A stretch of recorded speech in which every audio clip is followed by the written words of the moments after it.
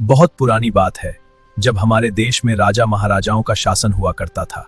उसी समय प्रतापगढ़ नाम का एक शक्तिशाली और समृद्ध राज्य था। इस राज्य के राजा थे राजा भानुदेव सिंह। उनका राज्य धन वैभव से भरपूर था, प्रजा सुखी थी। लेकिन राजा के मन में एक चिंता हमेशा बनी रहती थी। राजा की 3 पुत्रियां थीं, तीनों ही गुणवान, सुंदर और राजा को अत्यंत प्रिय थीं। फिर भी राजा के हृदय में एक इच्छा अधूरी थी। उन्हें एक ऐसे पुत्र की चाह थी जो उनके बाद राजपाट संभाल सके और वंश को आगे बढ़ा सके। महाराज, आपकी चिंता मुझे सताती है। प्रिय, तुम मेरी सबसे बड़ी शक्ति हो। मैं हमेशा आपके साथ हूं। महाराज, चिंता मत कीजिए। हमारी तीनों पुत्रियां ही आपकी संतान हैं। हाँ, पर मुझे चिंता है। जब समय आए तो उनमें से जो सबसे अधिक बुद्धिमान हो और आपसे सबसे अधिक स्नेह रखती हो, उसी को आप अपना उत्तराधिकारी बना दीजिए।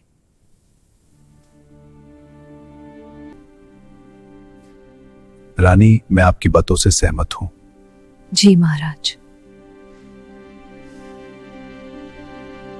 महारानी की बात सुनकर राजा और भी अधिक प्रसन्न हो गए। अब राजा अपनी तीनों पुत्रियों से पहले से भी अधिक स्नेह करने लगे। राजा उनके साथ अधिक समय बिताने लगे। उनके बचपन की हर खुशी का पूरा ध्यान रखा जाने लगा।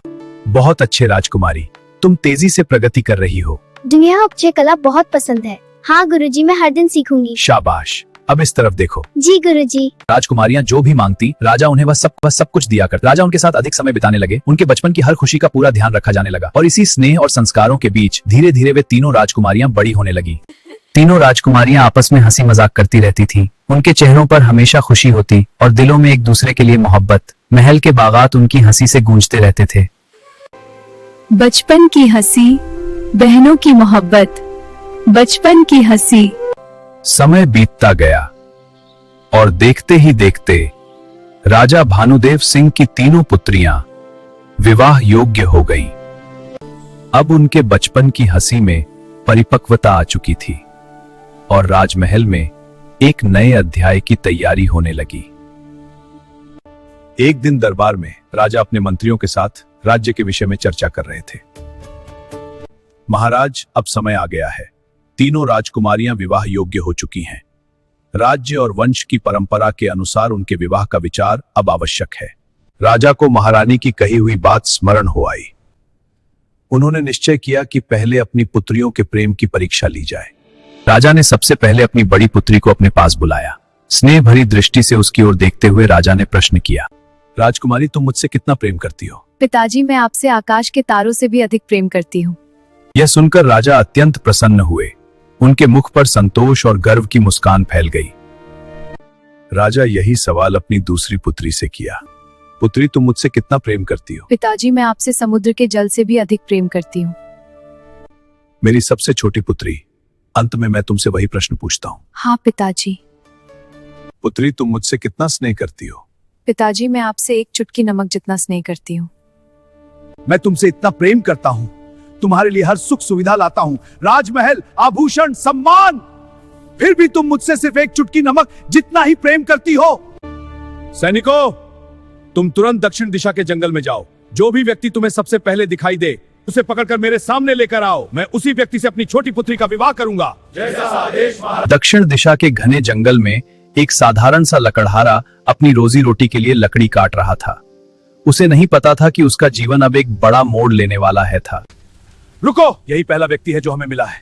मैंने क्या किया, मुझे छोड़ दो। महाराज का आदेश है, इसे तुरंत पकड़ लो। चलो, इसे महाराज के सामने प्रस्तुत किया जाएगा।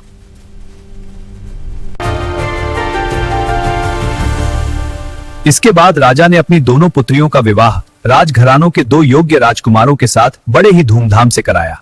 उन्होंने अपनी सबसे छोटी पुत्री का विवाह उसी साधारण लकड़हारे के साथ कर दिया जिसे सैनिक जंगल से पकड़ कर लाए थे। छोटी राजकुमारी ने अपने पिता की आज्ञा को सहर्ष स्वीकार कर लिया। वह प्रसन्न मन से महल से बाहर चली गई। उसके चेहरे पर दुख नहीं बल्कि संतोष और विश्वास था।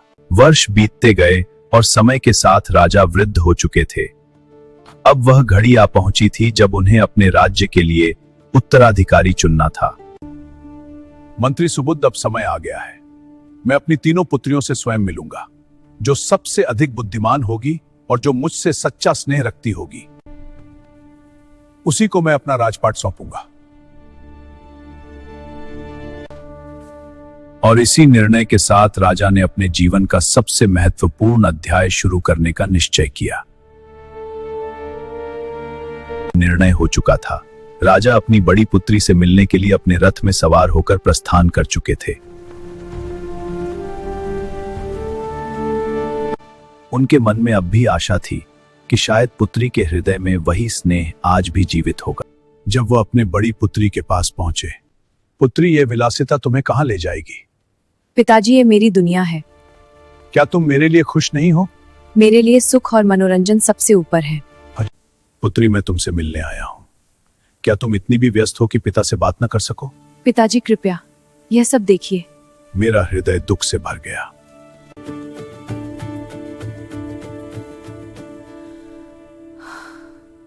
राजा का हृदय दुख से भर गया। बिना कुछ कहे वे वहां से चुपचाप लौट आए। अब भी मन में एक छोटी सी आशा लिए राजा अपनी दूसरी पुत्री के यहाँ चल पड़े। मेरी पुत्री, मैं तुमसे प्रेम और आदर की आशा लेकर आया था, पिताजी, यहाँ सब कुछ विलास है। लेकिन तुम भी विलास में डूब गई हो। राजा का हृदय यह देखकर और अधिक दुखी हो गया। वे बिना कुछ कहे मौन भाव से वहां से लौट आए। दोनों पुत्रियों से मिलकर राजा का मन अत्यंत व्यथित हो गया था। राजा अकेले बैठकर सोचने लगे, क्या यही वह स्नेह था जिसकी उन्हें आशा थी? तभी उनके मन में अपनी छोटी पुत्री की स्मृति उभर आई। राजा ने सोचा, अपनी छोटी पुत्री से ही मिल लिया जाए, शायद वही मेरे हृदय को समझ सके। अंततः राजा अपनी छोटी पुत्री के पास पहुंच गए, परंतु यहां का दृश्य देखकर राजा स्तब्ध रह गया। जहां कभी एक साधारण लकड़हारे का घर हुआ करता था, वहां अब एक मन ही मन सोचा, क्या यह वही स्थान है जहां मैंने अपनी पुत्री को क्रोध में भेज दिया था? महारानी, आपके पिता महाराज यहाँ पधारे हैं। मेरे पिताजी आए हैं, तुरंत उनके स्वागत की तैयारी करो। आज मेरे जीवन का सबसे बड़ा सौभाग्य है।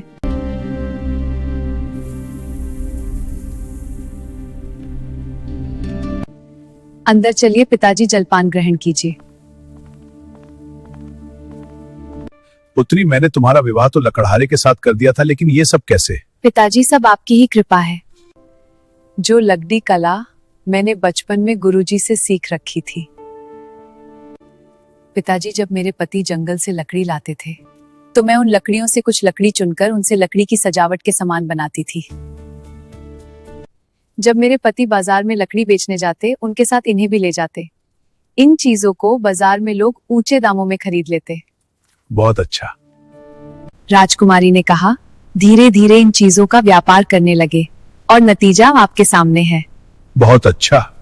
चलिए मैं आपके लिए खाना। राजा के सामने खाना लाया गया।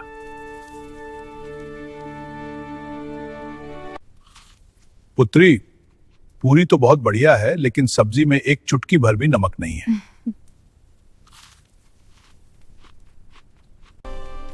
बेटा, तेरी ये हंसी देख मुझे वो पुरानी बात याद आ गई। वो वाली बात पिताजी? हाँ, और तूने जो जवाब दिया था ना, वो मेरे दिल। पुत्री, तुम्हारे शब्दों का अर्थ आज मैं समझ पाया हूँ। नमक जैसा प्रेम ही जीवन का सबसे बड़ा सत्य है। तुम ही सबसे बुद्धिमान, सबसे स्नेही और इस राज्य की सच्ची उत्तराधिकारी हो। अब राजा को सब कुछ समझ आ चुका था। जिस प्रेम को वह कम समझ बैठे थे, वही प्रेम सबसे गहरा और सच्चा था। और इस प्रकार राजा ने अपनी सबसे छोटी पुत्री को अपना उत्तराधिकारी घोषित कर दिया। ज्ञान, स्नेह और संस्कार, अंततः यही राजपाट के सच्चे अधिकारी बने। राजकुमारी ने अपना शासन बहुत अच्छे से चलाया। प्रजा भी बहुत खुश थी और राज्य में शांति व्यवस्था भी कायम थी। और इस तरह हमारी कहानी यहीं खत्म होती है। ऐसे वीडियो देखने के लिए हमारे चैनल को लाइक एंड सब्सक्राइब करें।